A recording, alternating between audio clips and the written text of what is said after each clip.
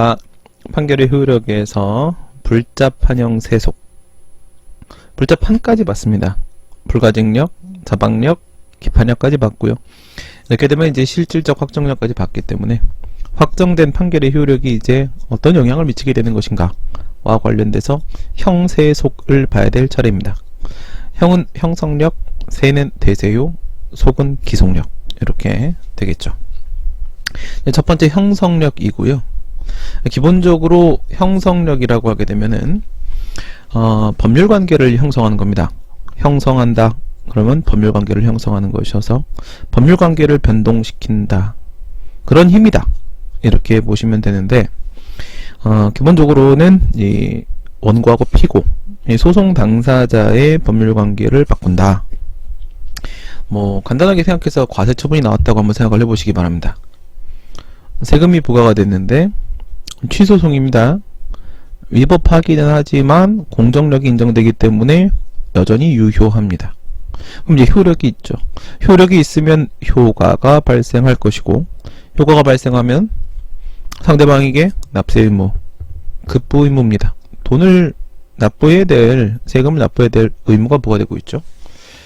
그러면 상대방 국민은 의무를 부과받고 있고요. 그 다음에 이제 국가는, 뭐 국세라고 했을 때 국가는 그 돈을 받을 수 있는 채권이 인정됩니다. 이렇게 이제 채권 채무 관계가, 돈을 받을 수 있는 권리와 돈을 내야 되는 의무가 발생을 하게 될 것입니다. 그런데 이 과세처분에 대한 취소를 제기해서 취소 판결이 나오고 그것이 확정이 되면은 어떻게 되느냐? 그 채권 채무 관계가 깨진다는 거죠. 네, 권리 의무 관계, 법률 관계가 바뀐다는 겁니다.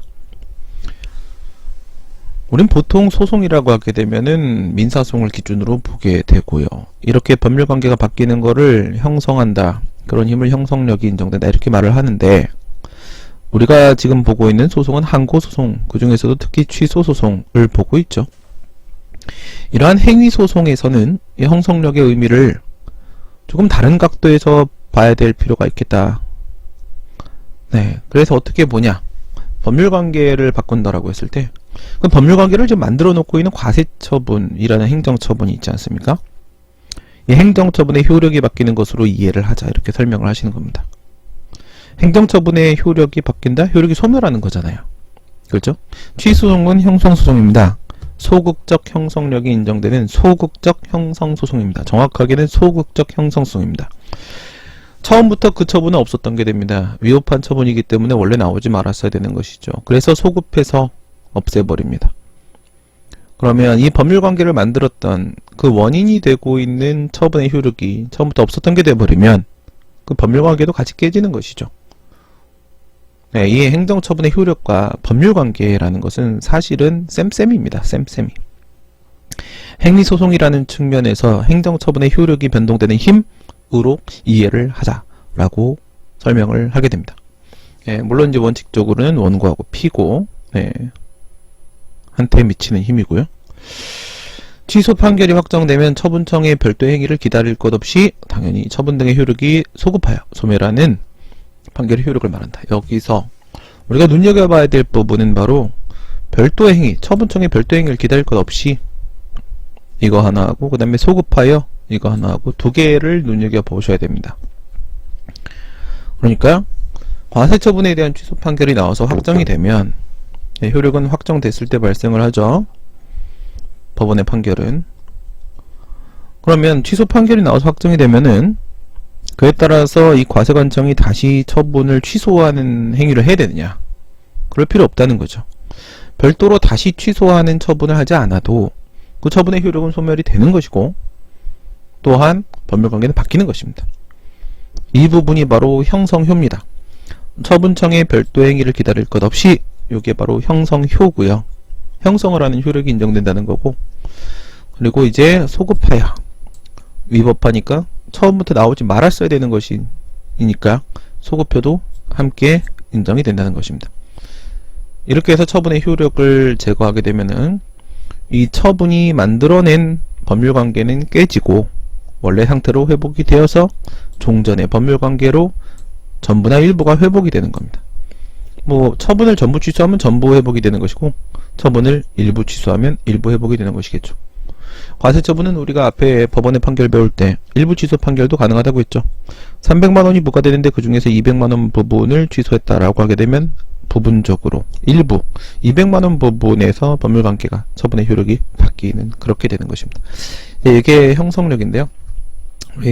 판사노트 보시면은 이런 내용이 나와 있을 겁니다. 본체 소송으로서의 취소송에서의 판결, 여기서의 형성력하고 우리가 행정소송의 가구제에서 배웠던 집행정지의 형성력, 물론 둘 다 소극적 구제 수단이기 때문에 소극적 형성력만 인정이 됩니다.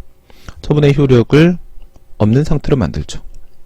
없는 상태로 만드는데 그 차이는 취소 판결은 처분이 위법인지를 판단하고 나오는 것이기 때문에 소급표가 인정돼서 처분의 효력을 없는 상태로 만드는데 없었던 상태로 만드는 것이고요. 집행정지 같은 경우에는 그 처분이 위법인지를 판단하는 게 아니라 회복하기 어려운 손해가 인정되냐 안 되냐 이것만 보는 것이기 때문에 얘는요 위법한지에 대한 판단을 내린 적이 없어요. 소급표가 인정 안 되고 장래효만 인정이 된다라고 했습니다. 얘는 그냥 진짜로 지금부터 없는 상태로 만드는 것입니다. 취소 판결은 없었던 상태로 만들고 집행정지는 지금부터 없는 상태로 만들고 형성효가 인정되는 건 똑같아요. 취소 판결이 나와서 확정이 되었을 때 집행정지 결정이 나왔을 때 집행정지 결정은 뭐 확정을 필요로 하진 않아요. 나왔을 때 별도의 취소 처분이라거나 정지 처분이라거나 이런 걸 요하는 것은 아니고 그 자체로서 바로 처분의 효력을 소멸시키는 것은 맞아요. 맞는데 소급표가 인정되냐 안 되냐 이런 차이가 있고요. 행정소송법 제29조를 보셔야 되는데 29조에 보게 되면 그러니까 형성력 자체에 관한 근거 규정은 없어요. 그건 없고 29조에 대세효 규정이 있을 뿐이에요. 근데 어쨌든 지금까지 앞선 수업에서도 조금 부족한 해석이다 라고 설명을 드렸는데 어쨌든 포함이 되는 거고요. 형성력을 포함하고 있는 것이고요. 뭐 통설판례 그렇게 보고 있고요. 이 29조가 통설판례는 뭐 형성력이 소송의 제3자한테까지 확장되는 힘이라고 그렇게 파악을 한다라고 했잖아요. 그러면 이 29조의 대세효 규정을 어떻게 볼 수 있겠습니까?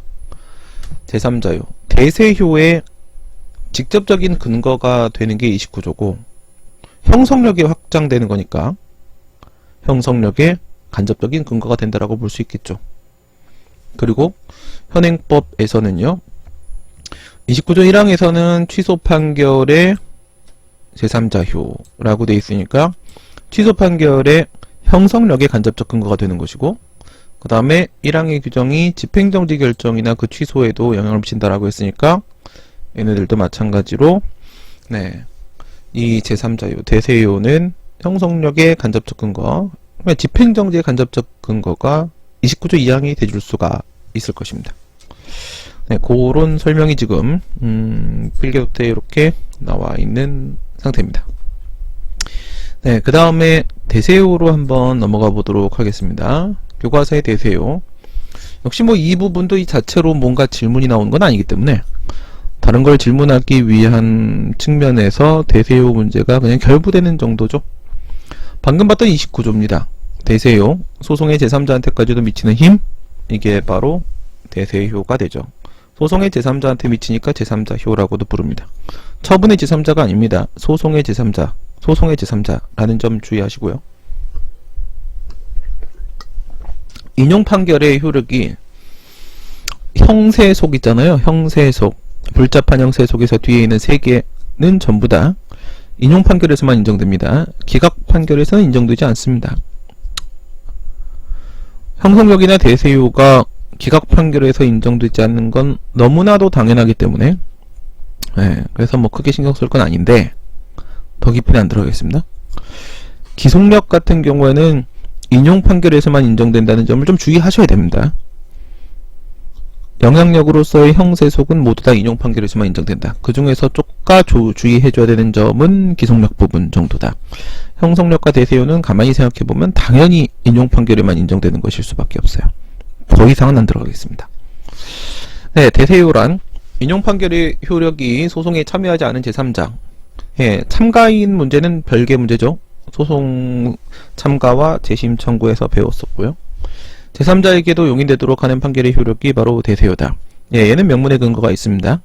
29조 1항은 대세효의 직접적 근거가 되고 방금 위에 있었던 형성력의 간접적 근거가 돼줄 수 있는 것이라고 했고, 처분에는 우리가 말하는 소의 대상이 되고 있는 처분에는 제3자효 행정행위라는 게 있죠. 예, 예전에 원고적 격에서 배웠었는데 기억나실지 모르겠습니다. 안 나시면 원고적 격 부분에 필기노트 가서 한번 다시 찾아보시고요. 행정행위라고 하게 되면은 단효적 행정행위가 있고, 그러니까 하나의 효과만 발생시키는 것입니다. 그 다음에 복효적 행정행위라는 게 있다고 했습니다. 수익과 침익의 두 가지의 효과를 동시에 발생시키는 게 있습니다. 그냥 이거는 단수냐 복수냐에 대한 문제가 되고, 그리고 이 복효적 행정행위에는 제3자효 행정행위하고 그리고 혼효적 행정행위하고 이렇게 두 가지 종류가 있을 수 있다라고 했어요. 그냥 우리가 통상 복효적 행정행위라고 하게 되면은 협의의 복효적 행정행위로서 제3자효 행정행위를 말합니다. 네, 전부 필기노트에 있는 내용이고요. 그리고 이 제3자효 행정행위의 또 다른 이름이 이중효적 행정행위입니다. 네, 왔다 갔다 하실 수 있어야 됩니다. 제3자효 행정행위와 이중효적 행정행위는 같은 것이다. 그렇다면 혼효적 행정행위는 뭐냐? 복효적 행정행위의 일종으로서 혼효적 행정행위는 그 수익과 침익의 효과가 한 사람에게 동시에 발생하는 게 혼효적 행정이고, 제3자효 행정행위나 이중효적 행정이라는 것은 일방에게 수익적 효과가 타방에게 침익적 효과가 서로 다른 사람에게 그 수익과 침익의 효과가 발생하는 것이 바로 제3자효 행정행위, 이중효적 행정행위가 됩니다. 그러니까 어느 쪽에게 수익이고 어느 쪽에게 침익인지 모릅니다. 그게 무슨 말이냐면, 어느 쪽이냐라는 것은 처분의 상대방 쪽의 수익인지 침익인지 처분의 제3자 쪽의 수익인지 침익인지는 모른다는 거예요. 양쪽 다 존재한다는 거죠. 상대방에게 수익적이고 제3자에게 침익적인 경우도 있고, 상대방에게 침익적이고 제3자에게 수익적인 경우도 있고, 전자가 우리가 알고 있는 바로 행정법 분쟁의 3유형이고요. 상대방에게 수익적이고 제3자에게 침익적인 경우, 후자가 우리가 알고 있는 행정법 분쟁의 4유형입니다.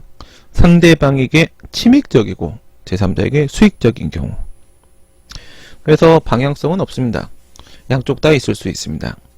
네, 처분에는 일방에게 수익적 효과를 타방에게 침익적 효과를 발생시키는 행정행위로서 제3자의 행정행위라는 게 있다. 이게 포함된다. 근데 이게 소의 대상이 되는 경우도 있지 않겠느냐. 이중효적 행정이라고 불러댑니다. 이를 대상으로 해서 처분의 제3자가 제기한 소송에서 원고의 권리구제의 실효성을 확보하기 위해서 특히나 대세효라는 게 필요할 때가 있다는 거예요. 행정법 분쟁의 3유형, 그 중에서 가장 대표적인 경원자 소송 생각해 보시면 되겠죠. 처분의 상대방은 을이고요. 갑하고 을하고 둘 다 신청을 했어요. 허가를 신청했는데 관할구역 안에 한 명의 사업자만 들어올 수 있도록 했다는 거예요. 한 명만 인정을 합니다. 근데 이제 을에게 허가를 내줬고 갑은 거부를 당했죠. 네, 갑에게 명시적인 거부를 하지 않는다고 하더라도 갑은 법적으로 거부당한 것입니다. 이론적으로도 그렇고 경원자 관계 자체가, 그리고 최근에는 판례가 명시적인 거부 안 해도 법적으로 거부 나온 것으로 볼 수 있고, 따라서 그 갑의 입장에서 자신에 대한 거부 처분 취소를 제기하는 것도 가능할 수 있다. 이거 대상적격 인정해주겠다 라는 말까지 했습니다. 네, 그 판례는 협의 수익도 같이 끼고 있었던 판례였었죠. 권리구제 가능성이 확실한 경우에만 협의 수익이 인정되는 것이 아니라, 권리구제 가능성이 확실히 없는 경우만 아니라면, 전혀 없는 경우만 아니라면 1%만 인정되면 협의 수익은 인정될 수 있다라는 내용도 함께 담고 있었던 경원자 관계 판례. 네, 경원자 관계에서 우리가 보통 보는 그 소극적 경원자 소송을 생각해 보시면, 을에게 허가가 나오고 갑은 허가를 못 받았죠. 여기서 갑이 그 을에 대한 허가 처분 취소를 제기할 겁니다. 취소를 제기했는데 여기서 취소 판결이 나왔다고 쳐보시고 확정이 됐다고 쳐보겠습니다. 그러면 여기서 소송의 당사자는 갑이 원고고 행정청이 피고가 되죠. 을은요, 그냥 소송의 제3자입니다. 근데 이 취소 판결의 효력이 위에 형성력에서 배운 대로 소송의 당사자인 원고하고 피고에게만 인정된다면 형성력은 뭐예요? 처분이 없어지는 거죠. 원고하고 피고 사이에서만 처분이 없어지고 소송의 제3자인 을에겐 여전히 있는 상태가 되어버립니다. 그럼 을은 나가지 않겠죠. 을을 내쫓아야만 갑이 들어갈 자리가 생길 것인데, 그러면 갑은 이 소송에서 얻는 게 아무것도 없습니다. 을을 내보내야만 갑은 1%라도 허가를 받을 가능성이 열릴 겁니다. 그런 측면에서 이 대세효를 인정한다는 거예요. 그러니까 취소 판결의 형성력을 누구한테까지도, 소송의 제3자인 을에게까지도 미치게 만든다는 것이죠. 그렇지 않으면 갑이 미쳐버릴 테니까. 그래서 을은 쫓겨납니다. 을이 쫓겨나면 행정청은 다시 갑하고 을 중에 누구를 선택할 것인지 절차를 밟아야 되는 상황이 옵니다. 그것이 바로 대세효입니다. 네, 이러한 제3자유 행정행위와 관련된 문제는 우리가 이렇게 볼 수 있습니다. 최근에 변호사 시험이었었나요? 이 순서에 따라 그대로 질문하는 문제가 출제가 됐습니다. 1, 2, 3, 4입니다. 줬다 뺏었다 줬다 뺏었다 이렇게 가는 것입니다. 이건 이제 처분의 제3자가 소를 제기할 수 있도록 허용을 합니다. 이거 다 제3자유 행정행위, 이놈의 존재 때문에 그렇죠. 제3자유 행정행위. 상대방은 법률상 이익이 침해되는 게 당연한데 제3자도 소를 제기할 수 있도록 허용하겠다. 공권을 확대해줘서 뭐를요? 처분의 제3자를 보호합니다. 그러면 제3자가 소송을 제기하면, 갑이 소송을 제기할 수 있게 되면 을의 입장에서 자신의 운명이 원고인 갑과 피고인 행정청의 싸움에 의해 결정이 되기 때문에 을은 법률상 이해관계를 맺고 있고 소송 참가를 하게 됩니다. 16조의 제3자 소송 참가가 있죠. 요건 소송의 제3자인 을, 처분의 상대방이죠. 를 보호하기 위해서 인정이 됩니다. 그리고 나서 여기 참가를 안 했을 수도 있고요. 네. 참가를 하면 뭐 당연히 판결의 효력이 미친다고 보는데, 안 했다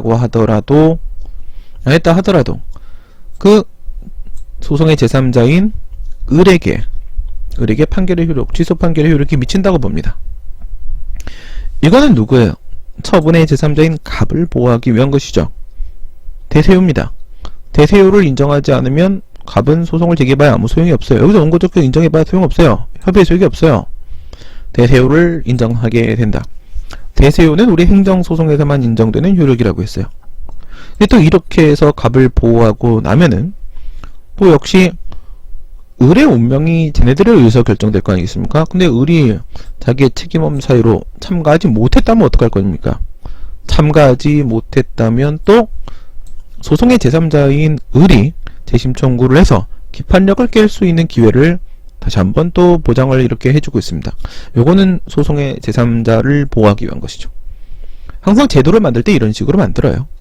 입법을 할 때도 이런 식으로 만들고요. 주었다 뺐다 주었다 뺐다 주었다 뺐다 이런 식입니다. 처분의 제3자를 보호하려고 원고 적격을 확대하고, 소송의 제3자를 보호하기 위해 소송 참가를 인정하고, 처분의 제3자를 보호하려고 판결의 효력의 확대를 인정하고, 소송의 제3자를 보호하려고 기판력을 깰 수 있는 제3자의 재심 청구를 행정소송에서만 인정되는 이런 재심 청구를 허용하게 된다. 그 중에 이 세 번째 요게 바로 대세효, 갑을 보호하기 위한 거죠. 처분의 제3자를 보호하기 위한 이런 흐름이다 라고 보시면 되겠습니다. 기속력입니다. 기속력 문제가 이제 또 주로 출제되는 것이죠. 기속력이란 우리가 일반적으로 쓰는 용어의 개념도 그래요. 기속력은 어떤 취지에 따라 행동을 하는 거예요. 법에서도 그렇고요. 기속력이란 구속력이라고 그냥 표현해도 되고요. 근데 이제 뭐 기속력이라고 표현하는 게 낫겠죠. 그렇죠. 취소 판결이 확정되면 이것도 이제 인용 판결이죠. 형성력, 대세효와 함께 기속력도 인용 판결에서만 인정이 됩니다. 당사자인 처분행정청 및 관계행정청, 당사자인 처분행정청은 피고 얘기하는 것이고요. 피고에만 한정짓는 것은 아니고 판결의 취지에 따라 행동해야 될 또 다른 행정기관이 존재한다면 그게 바로 관계행정청이죠. 판결의 취지에 따라 어떤 행동을 해야 되는 의무를 부과하는 겁니다. 어떤 행동에 대한 의무, 그게 바로 기속력이다. 이 기속력의 정의는 일반 규정인 행정소송법 30조 1항 1항에서 도출된다라고 보시면 되겠고요. 다음, 기속력은 형성력이나 대세효와 똑같이 인용 판결에서만 인정된다. 인용 판결에만 인정된다는 거, 기속력 측면에서는 좀 생각을 주의 깊게 봐주셔야 될 필요가 있다고 했고요. 기각 판결에 인정되지 않는다. 그게 무슨 말이에요? 청구 기각 판결이 나왔다는 것은 처분이 적법하다고 법원이 인정을 한 거잖아요. 그러면 위법하다고 해서 취소를 시키면 똑같은 짓을 또 하면 안 되죠. 그러면 적법하다고 해서 기각을 시키게 되면 그 처분이 적법하다고 법원이 지지를 했으니까 취소하지 말고 그냥 그대로 유지를 해야 되는가? 그대로 존치를 시켜야 되는 것인가? 이런 문제가 생길 수 있는데 그것은 아니라는 거예요. 청구 기각 판결이 확정돼서 소송 절차에서 처분의 적법성이 확정된 이후라도 처분청은 위법하거나 부당하다는 이유로 당해 처분을 직권으로 취소할 수 있다. 특히나 부당 부분을 보시면 되겠죠. 법원은 정당과 부당에 대한 판단을 할 수 없습니다. 행정심판으로 가게 되면 취소심판에서 부당한 경우에도 재결로 취소를 해줍니다. 행정심판에서도 한목적성 심사를 할 수 있다면 그 행위를 한 처분행정청은 당연히 자기가 한 행위에 대해서 적법 위법 말고 정당 부당에 대한 판단 내리고 이거 말고 더 좋은 방법이 있었는데 부당한데 하고 생각이 들면 스스로 취소하고 변경하고 할 수 있는 거거든요. 그러니까 법원이 그 처분이 적법하다고 지지를 했다고 하더라도 행정청이 기속력이니까 행정부한테 의무를 부과하는 거죠. 행정청이 그 처분을 그대로 유지해야 할 의무까지 부과되는 것은 아니라는 거예요. 취소하고 싶으면 취소해도 된다는 것이죠. 기속력의 법적 성질입니다. 기속력과 기판력 과연 같은 것일까? 기속력은 기판력의 하나의 속성에 불과한 것일까? 좀 이런 문제가 생길 수가 있어요. 이런 생각을 한번 해보시기 바랍니다. 여러분 그거 기억나시죠? 근로자가 아닌 자의 가입을 허용했다라고 해서 수립 거부 처분이 나오고 노조 설립 신고에서 또 주로 정치운동을 한다라고 해서 수립 거부 처분이 나왔던 사건. 이게 만약에 처음에도 근로자가 아닌 자, 구직 중에 있는 자를 문제 삼고 또다시 그것을 문제 삼았다고 생각을 한번 해보시기 바랍니다. 오케이? 그러니까 거부 사유가 똑같은 거예요. 1차 거부하고 2차 거부하고.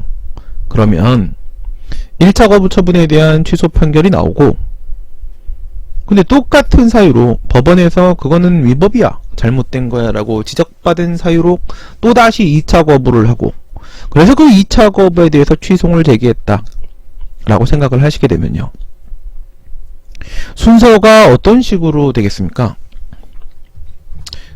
이 순서를 한번 생각을 해보시기 바랍니다.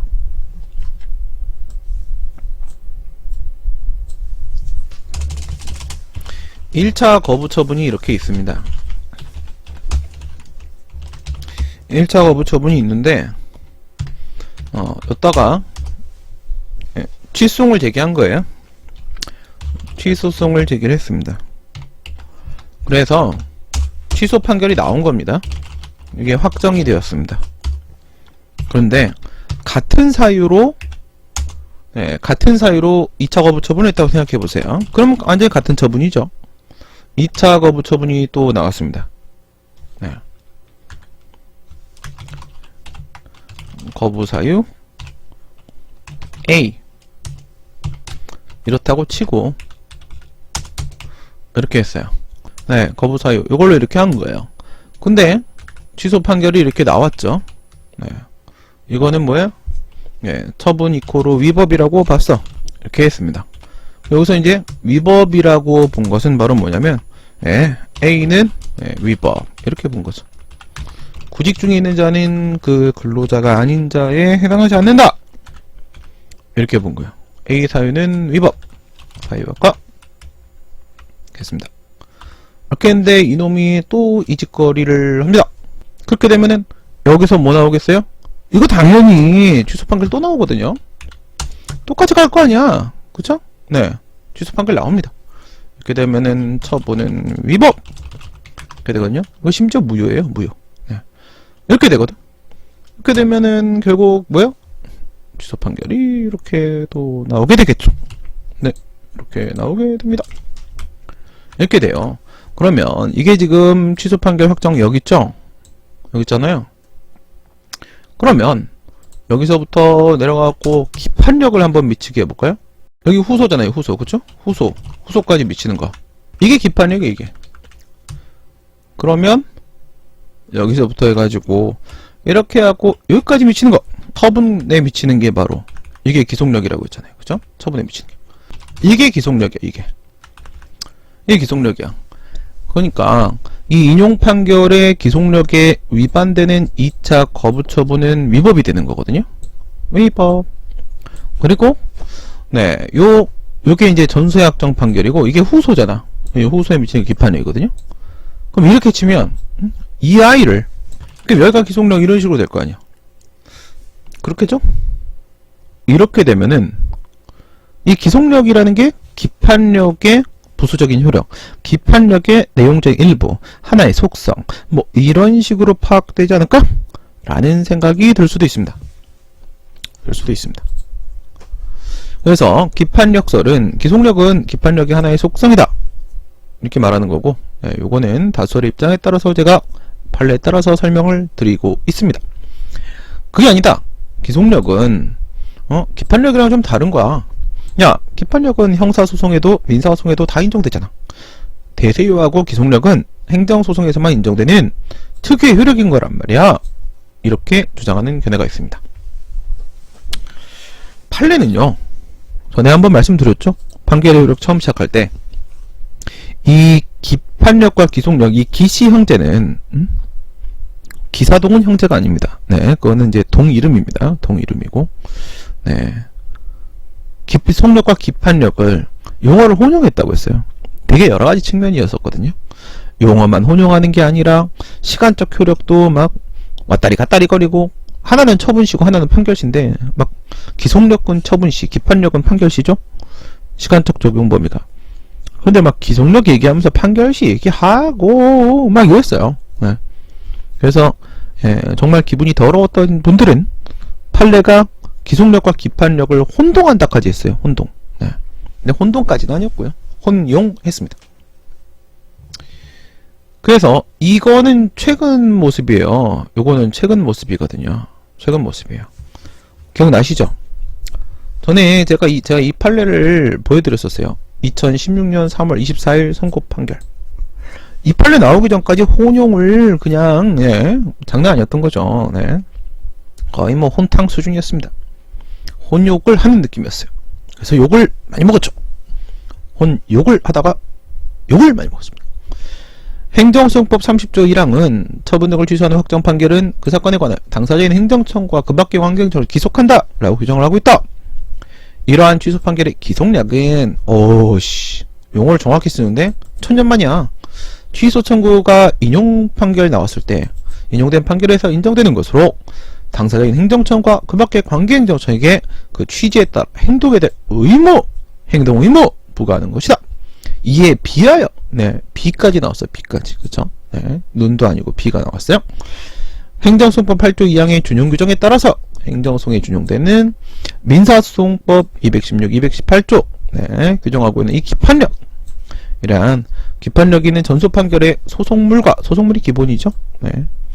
동일한 후소를 허용하지 않음과 동시에, 심지어 동시에까지, 우와, 후소의 소송물이 전소의 소송물과 동일하지 않더라도, 와, 동일 소송물이 깨져도, 전소의 소송물에 관한 판단이 후소의 선결 문제, 와, 기판력의 작용 국면, 모순관계, 와, 있을 때는 후소에서, 기판력은 후소에 미치죠. 전소의 판결과 판결의 판단과 다른 주장, 판단 허용하지 않는 것을 말한다. 이렇게 해가지고 최초로 이랬어요. 최초로 기판력과 기속력은 분명 다른 것이다 라고 최초로 얘기를 했습니다. 라고 사람들이 말을 합니다. 라고. 그러니까 요 전까지는 혼용을 했다는 거죠. 혼용을 했어요. 혼용을 하고, 그러니까 그동안에는 혼용을 하다가 혼욕이 아닙니다. 혼탕. 행정소송법 30조를 근거로 기속력이 인정되고 민사소송법 216, 218 준용해서 기판력 행정소송에 인정되고 서로 다른 거예요 라고 얘기를 했는데 사실 요 판례가 나오기 전까지 저는 혼자 이런 주장을 했습니다. 몇 년도인지 한번 보세요. 몇 년도인지. 1957년 7월 26일 선고 보시면은 관계행정기관 또는 그 소속기관을 기속하는 것은 이거 기속력이잖아요. 행정소송 절차에 의거한 확정 판결의 하나고 행정소송의 특유의 효력이고 민사소송법의 판결에는 이러한 기속력이 없다. 제가 학생들에게 이거를 외우고 판례본을 외워라. 이 사건본을 외워가지고 사건본 던져버려! 이랬는데 이제 의미 없어요. 이게 나왔어요. 이게 나왔어. 나와버렸기 때문에 행정소송법상 판결이 하나고 민사소송법상 판결은 기속력 없다고 특수효력설처럼 얘기했던 적이 없는 건 아니에요. 딱 한 번 있었어요. 한 번 있었고 나머지는 죄다 겁나게 혼용 때리다가 최근에 와가지고 구별했습니다. 특수효력설. 이거 완전히 다르죠.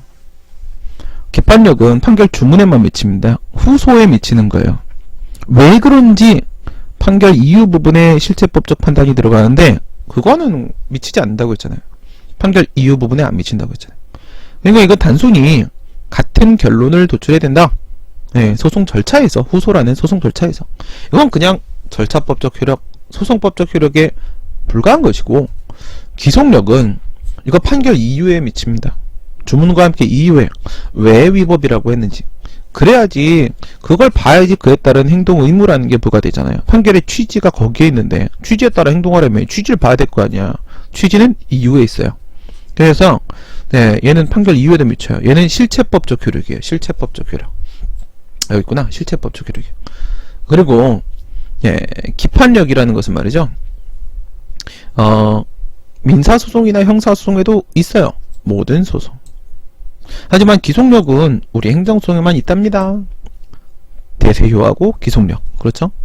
그런데 기판력이 모든 소송인데 거기에는 또 우리 쪽의 행정소송으로 치면 주체 절차 형식 내용의 위법 중에 주체 절차 형식 부분의 위법에 관한 판단에는 기판력이 또 없어요. 근데 이 기속력은 모든 하자예요. 주체나 절차나 형식이나 내용이나 모든 하자에 따라서 그런 똑같은 잘못을 범하면 안 됩니다. 네, 그리고 기판력은 기각 판결에도 미쳐요. 처분이 적법하다 이래도 기판력은 미쳐요. 네, 그런데 기속력은 인용 판결에만 아까 인정된다고 했잖아요. 이거 말고도 여러 개 있어요. 그래서 기판력과 기속력은 달리 보는 게 맞겠다. 예, 이게 동설판례 입장이다. 이것입니다.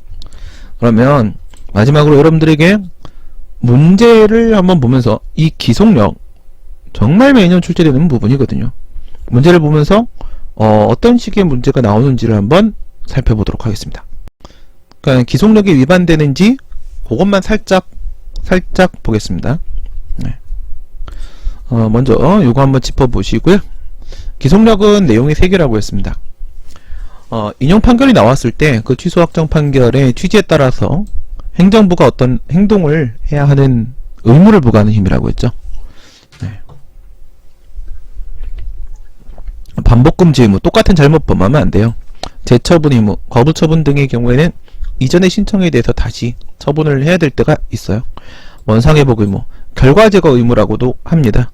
위법한 처분에 의해서 결과된 상태를 제거해서 원래의 상태로 되돌려 놓아야 하는 의무입니다. 내용은 이렇게 3개가 있다라고 보고요. 그럼 이것들은 바로 뭐냐면 처분이 위법해서 이렇게 인용 판결이 나왔잖아요. 그러면 이런 거야. 야, 행정청, 너 위법하게 처분했으니까 반복금지 의무 다신 그러지 말라고 이렇게 하는 거죠. 똑같은 잘못을 하면 안 돼요. 두 번째, 재처분 의무. 야, 너 위법하게 허가 신청을 거부했으니까 이번에 판결의 취지에 따라서 그 신청에 대해서 다시 제대로 처분해! 재처분 의무. 원상회복 의무. 야, 네가 위법하게 해서 지금 이런 상태가 만들어졌잖아. 결과됐다고. 그러니까 그 위법한 처분이 있기 전의 상태로 원래대로 되돌려놔! 이렇게 하는 거예요. 이게 바로 기속력이에요. 기속력이고, 근데 기각 판결에는 아까 기속력이라는 게 없다고 했잖아요. 이러면 어떻게 돼? 기각은 처분이 적법한 거죠? 야, 너 적법하게 했으니까 다신 적법하게 하지마! 이게 뭐야? 야, 너 허가 신청에 대해서 적법하게 거부했더라? 다시 적법하게 할 수 있냐? 또 해도? 야, 또 해봐! 또 해봐! 왜 또 해? 그죠? 야, 네가 적법하게 잘했어. 원래대로 돌려놔. 왜? 이상하잖아. 그치? 뭐 이게? 미친 거죠.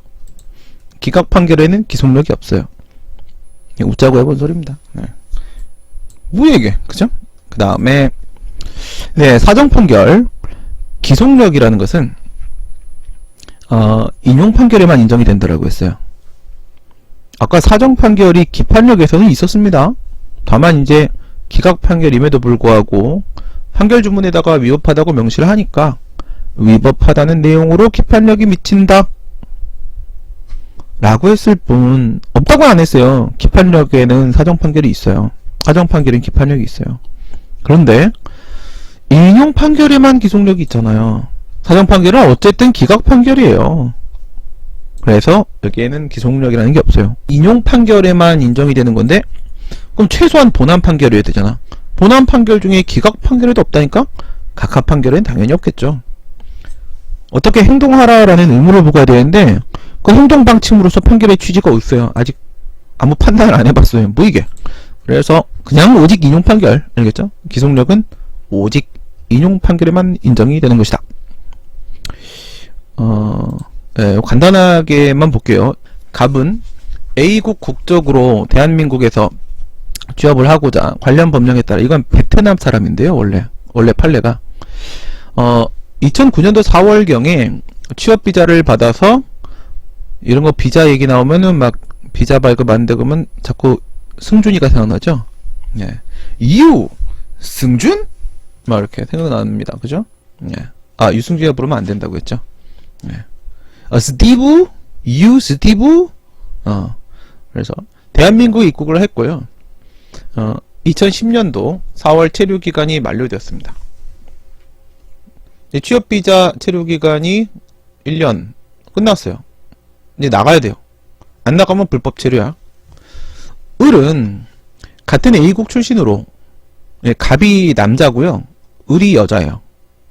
네, 을은 똑같이 베트남 사람인데 대한민국 국적 남성과 혼인을 했고요. 갑이랑 결혼한 게 아닙니다. 다른 누군가랑 결혼을 했어요. 대한민국 남자와 결혼을 했고 여자고 하지는 않았겠죠. 2015년 12월에 귀화를 하였습니다. 귀화 허가, 강학상 특허. 네, 대한민국 국민이 되었죠. 그리고 2016년 10월에 1년 조금 안 되게 같이 살다가 이혼을 했어요. 그러니까 이런 거 좀 문제가 있거든요. 그러니까 뭐 성격이 안 맞아서 이혼했을 수도 있는데 대한민국 국적을 취득하려고 그냥 일부러 우리나라 남자하고 결혼한 척, 가짜 결혼이죠. 이렇게 하는 경우들이 있어요. 네. 좀 이따 좀 그런 내용 좀 나오고요.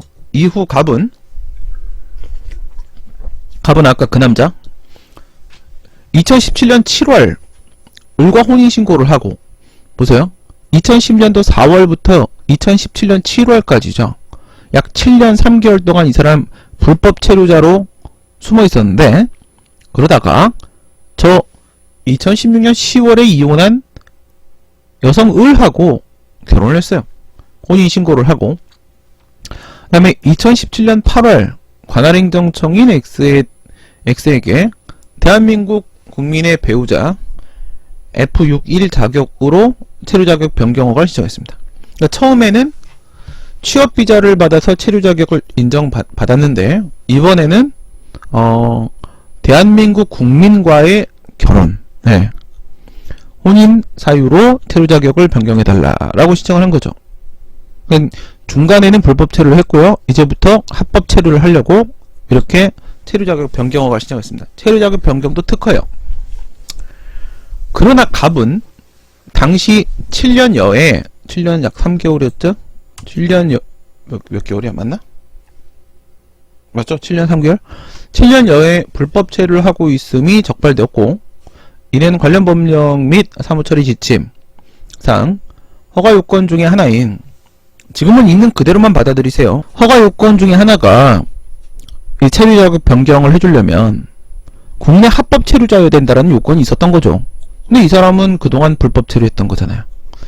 이거 요건 못 갖췄잖아 너. 적극적 요건의 마이너스, 흠결입니다. 넌 안 돼. 그래서 X는 2017년 8월에 7월에 신고를 8월에 신청을 했고 8월에 갑의 신청을 반려하는 처분을 했습니다. 거부 처분을 내렸죠. 체류 자격 변경 못해줘. 그럼 얘는 계속 지금 불법 체류 상태입니다. 한편 갑과 을은 최근 자녀를 출산했습니다. 뭐야 불법 체류자인데 이게 돼? 아이씨 자녀 출산하는 건 이거는 다른 문제죠. 법적인 문제가 아니잖아. 출산할 수 있지. 그 다음에 갑은 위 허가를 받지 못하면 내가 대한민국에 저 체류 자격 변경허가 받아갖고 체류하지 못하면 당장 A국을 출국해야 되고 그럼 나 지금 불법 체류 중이잖아. 그럼 나 베트남 가? 그렇게 되면 자녀 양육에 어려움을 겪는 등 가정이 파탄될 위험이 생기므로 그럴 수 있죠. 실제 이 사건은 이 가정 파탄이라는 부분에서의 재량권 행사 허가 내릴까 말까 부분에서 상당히 다툼이 되었던 부분이에요. 그런 사건이에요.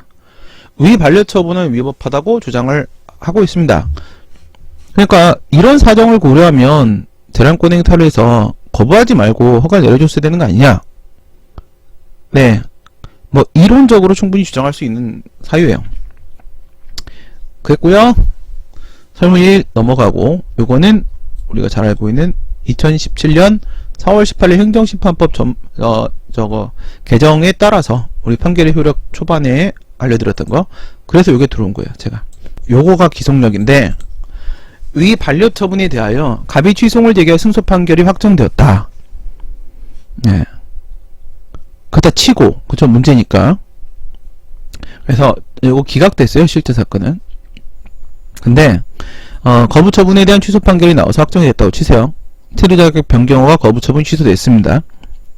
그러나 X는 얘가 행정청이었고 위 지침 등에 따른 체류 자격 변경 허가를 위한 또 다른 요건이 있는데 실제 법령은 여기가 미치게 복잡해지는데 보이는 대로 한번 풉시다. 또 다른 요건 중에 하나가 야 너 지금 아까 제 이름 뭐야? 여성 을이죠? 네, 을하고 결혼을 했으니까 그 자격 변경을 해달라라고 한 거잖아. 근데 거기 그게 단순하지가 않아. 배우자가 국적을 취득한 후 을 걔도 베트남 사람이잖아. 대한민국 남자하고 결혼을 했다가 대한민국 국적을 귀하고 취득한 거잖아.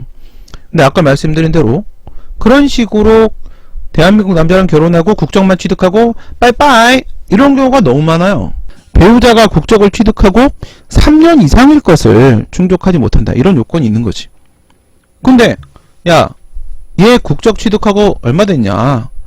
2015년 12월에 국적 취득했잖니. 그런데 너가 체류자격 변경 신청한 건 2017년 8월이잖아. 그러면 6년 12월, 7년 12월, 8년 12월까지 가야 3년이 지나는데 야, 지금 17년이잖아. 18년 12월까지 딱 쳐. 이렇게 한 거죠. 3년이 안 됐어. 야, 이런 요건도 있는데 못 봤냐? 이렇게 하면서 2차 거부 처분을 하는 거죠. 다시 체류 자격 변경 허가를 거부하고자 한다. 이 거부 처분이 적법한지에 관하여 논하시오. 이건 이제 나중에 사례풀이 할 때 기속력 말고 플러스 알파 설명을 드릴 건데 여기선 기속력만 볼게요. 이거 플러스 알파 겁나 복잡해요. 네. 그래서 제가 그런 말씀 드렸잖아요. 기속력 위반뿐만 아니라 플러스 알파에 관한 검토를 해야 되는 경우가 있다. 네, 이게 바로 그 상황인데 이게 기속력 위반일까요? 아니죠. 똑같은 잘못을 한 게 아니잖아요. 지금 그렇죠? 똑같은 잘못을 한 게 아닙니다. 단순하게만 지금 비교합니다. 취소 판결이 왜 나왔겠어요? 이 주장이 받아들여진 거잖아요. 국내 합법 체류자 요건을 결하였다. 이게 잘못된 건 아니잖아. 얘 불법 체류자 맞아요. 그러니까 거부 사유의 잘못은 없어요. 그런데 가정 파탄 이거 위험을 생각했을 때 허가를 내려주는 게 맞지 않았겠니? 라는 이유로 취소 판결이 나왔겠죠. 그쵸? 나왔겠죠? 그런데 이번에 거부 사유는 이거잖아요. 그쵸? 이번에 거부 사유는 이겁니다. 이걸 단순하게만 보면 똑같은 잘못을 범했다. 이거 진짜 복잡해서 단순하게 설명하기도 참 힘들다. 씨. 이렇게 비교해 드릴게요. 이렇게 국내 합법 채우자 요건 결여 이 거부 사유. 두 번째, 이거는 법률 요건 부분이에요. 근데 법률 효과 부분에서 가정 파탄 위험, 이건 법률 효과 부분에서 재량권 행사예요. 여기서의 성문법 위반으로 거부가 위법이다. 여기서 재량의 하자, 불문법 비례원칙이죠. 위반으로 거부가 위법이다. 어느 쪽인지 경우의 수를 한번 나눠보시고요. 만약에 이쪽에 합법 채우자 요건 결여가 잘못된 것이야, 뭐 그런 사유가 있어가지고 했다면 얘하고는요 기사동의 인정이 안 돼요. 법원에 지적한 건 뭐야? 제 합법 체류자로 봐야 돼, 이거예요. 그럼 이번에 다시 거부하면서 또 불법 체류자로 봐서 거부했어요? 그게 아니라 3년이 안 됐잖아 라고 거부한 것이기 때문에 법원에서 지적받은, 취소 판결에 지적받은 잘못을 다시 범한 건 아니에요. 그러면 기속력 위반이 아니죠. 판결의 취지에 반하는 짓을 한 건 아니에요. 그렇지만 만약에 가정 파탄의 위험이라는 비례원칙 위반의 지적을 받았다라고 하게 되면 또 다른 어떤 사유로 거부를 했다고 하더라도 이 거부는 달라진 게 없어요. 가정 파탄의 위험이 없어진 건 아니잖아요. 그러면 똑같은 잘못을 범한 거예요. 그럼 기속력 위반이 될 수가 있죠. 이 정도 설명이면 이걸 최대한 단순화시킨 겁니다. 그러니까 거부 사유를 무엇으로 판결문에서 제시했느냐에 따라서 앞부분에 이쪽으로 제시했다면 기속력 위반이 아니고 똑같은 잘못을 범하지 마, 반복금지 의무 쪽 얘기하는 거예요. 네, 가정파탄 위험이라는 이 부분을 짚었다면 기속력 위반일 수도 있는 것입니다. 뭔가 좀 재밌을 뻔하다가 복잡한가요? 그러면 다른 걸 한번 보도록 할게요. 이걸 한번 볼까요? 이번엔 사법시험이에요. 등산객 휴게광장 조성 도시계획 사건입니다. 행정청 의뢰 관할구역 내에 있는 A 도시공원을 찾는 등산객이 증가하고 있다. 그럼 이제 바카스 아줌마도 많이 늘어나겠죠. 건강하게 산에 올라가라는 뜻이에요. 등산객들이 공원 입구를 주차장처럼 이용하여 공원의 경관과 이미지를 훼손하고 있다. 이에 관할 행정청 을은 이곳에 휴게광장을 조성하여 주민들에게 만남의 장소를 제공하고, 제가 처음 신림동에서 강의할 때 관악산 입구가 요따고 였어요. 그러다가 지금 이렇게 뭔가 광장이 만들어져 있거든요. 그때 그걸 만들었어요. 그래서 이 문제를 딱 받아들였을 때 몇 년도야? 9년도. 딱 요때요. 요때. 관악산 앞에 광장 만들어진 게 요때입니다. 그 앞에 오리집만 있어요. 네. 휴게광장을 조성하여 주민들에게 만남의 장소를 제공하고, 그럼 여기서 바카스 막 만남 장난 아닐 텐데. 비타 500은 잘 안 들고 다니죠. 도시경관을 향상시키기 위해 갑의 토지를 포함한 일단의 지역에 대해서 광장의 설치를 목적으로 하는 도시군 관리 계획을 입안 결정하였다. 행정계획인데요. 행정계획에는 뭐 도시계획도 있고 공원계획도 있고 뭐 하천계획도 있고 뭐 되게 많아요. 많은데 내용에 따라 그냥 그렇게 불러요. 그 중에 도시계획 쪽이고, 그리고 이 도시계획으로 오면 얘는 국토의 계획 및 이용에 관한 법률이라는 법의 근거, 그게 이제 일반법의 기능을 하는데, 도시 기본 계획이라는 게 있고 도시 군관리 계획이라는 게 있어요. 이 계획이 처분성이 인정돼서 계획 처분으로 인정될 수 있는지 문제는 이 계획이 일반 국민에 대해서 직접적인 구속력을 미치는지 아닌지에 따라서 달라지는데, 일반 국민에 대한 직접적 구속력이 있으면 그러면 처분성이 인정되고, 그렇지 않으면 안 돼요. 국토개발 5개년 계획 이런 거 기억나시죠?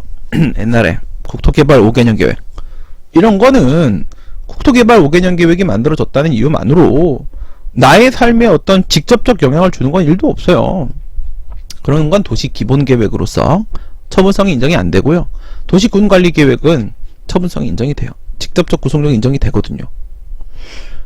얘는 처분이에요. 처분인데, 그런데 행정청 을은 지역발전에 대한 의혹이 앞선 나머지 인구, 교통, 환경, 토지 이용 등에 대한 기초조사 국토계획법에 보면은 뭐 공고 공람 절차라거나 기초조사 실시라거나 이런 절차 요건들이 있습니다.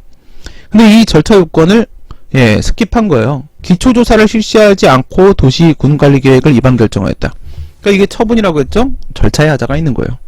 갑은 자신의 토지 전부를 광장에 포함시키는, 내 땅이 저 광장에 다 들어가요. 을에 도시의 행정청이고 도시군 관리계획의 위반 결정이 법적으로 문제가 있다고 보고 기초조사 실시 안 했잖아요.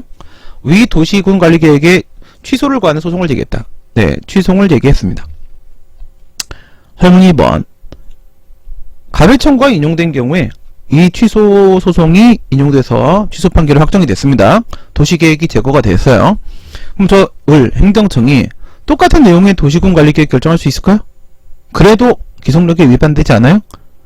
다시 똑같은 잘못을 범하면 안 되잖아요. 환복금지 의무 있었잖아요. 그래요? 그렇죠. 상관없어요. 이것만 밟으면 되죠.